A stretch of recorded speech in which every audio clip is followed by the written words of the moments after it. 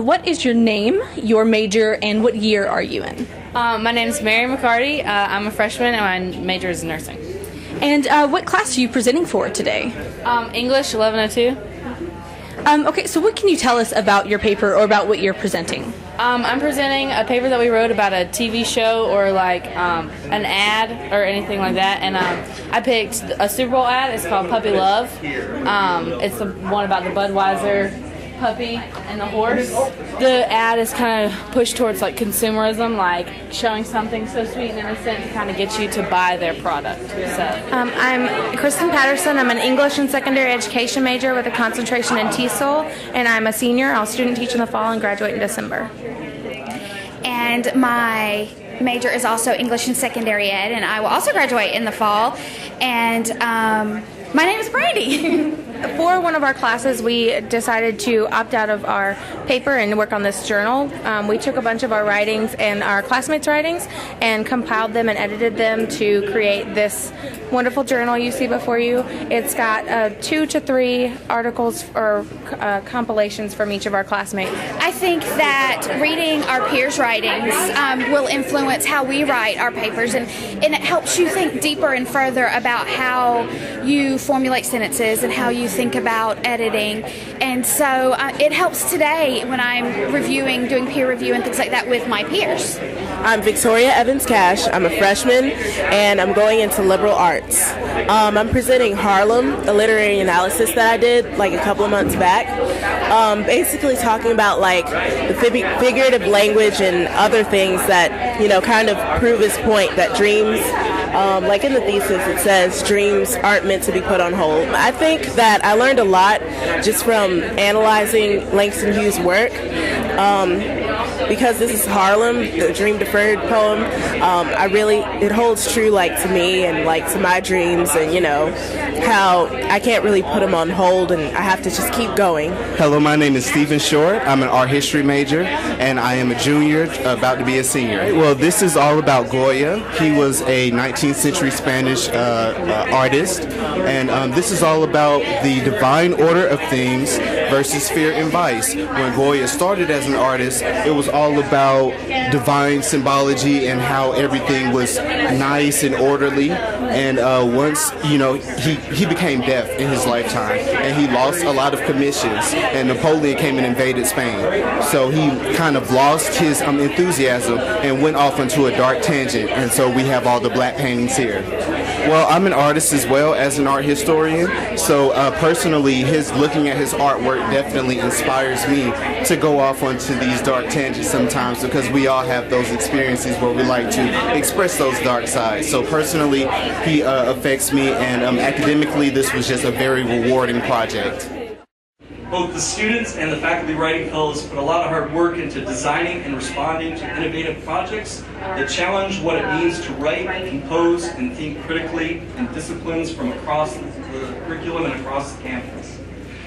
This year's fellows are Aaron Bentley, where are you, Aaron? Right over here, from Teacher Education, Michelle DeVrine from Schwab School of Music, Lisa Frander from the School of Nursing, and Sunday Rose Holt from English, who's not here today. But let's give them a round of applause. All right. The fellowship and this event are generously funded by the Academic Affairs Office. Today we have Dr. Hackett, our Provost and Vice President of Academic Affairs, to say a few words about the event and to help me present some awards. So, Dr. Hackett. Thank you so much, and I'm absolutely delighted to be here with you today. Moore is really a participant, because the English department is really, in so many ways, my department. I was an English undergrad. In fact, I was telling one of our presenters over here, she's done this tremendous presentation on the Twilight book and also its relationship possibly to Christian mysticism, and she makes a very good case for that.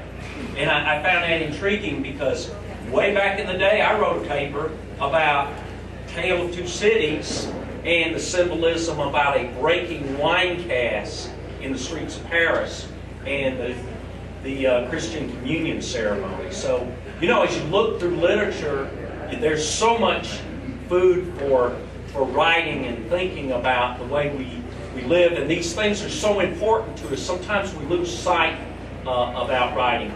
A couple of other things.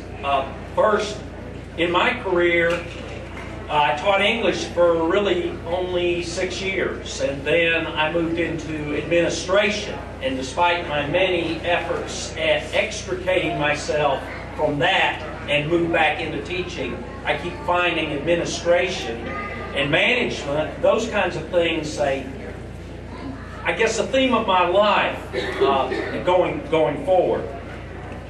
And you know, of course, I've got degrees in leadership and been trained in leadership and that kind of thing.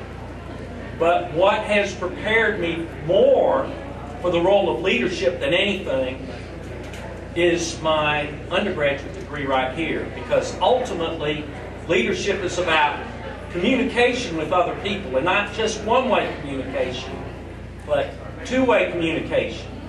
When you write, a lot of times it's such a lonely act. You're in your garret at home, writing in the middle of the night, bearing your deepest thoughts about various things. And you think, you know, this is something I'm doing and it's about me. And it is, until someone reads you. And then suddenly it's a two-way engagement. The older I get, the more I realize when I read something that's been written, especially if it's been written a long, long time ago, how cool it is that as I'm sitting here reacting and thinking, yeah, I agree with that, or whoa, that's off base, I don't get that, that I'm actually engaging in a conversation with someone who had these thoughts in the past.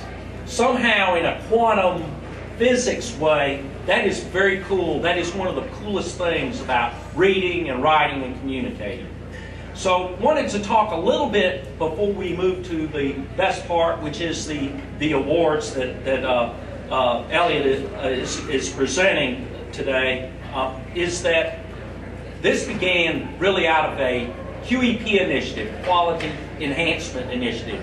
Now, Dr. Susan Rock has the unenviable task of heading up our next Quality Enhancement Initiative.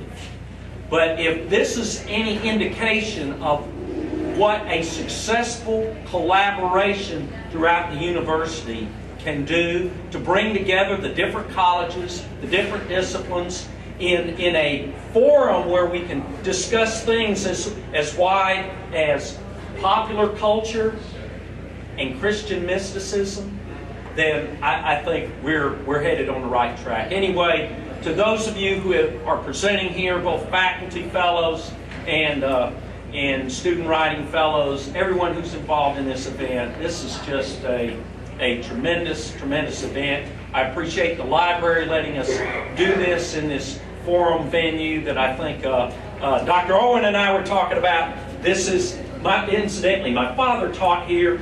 This is truly not my father's library. So, but I think in so many ways a much better library experience for everybody. So again, congratulations.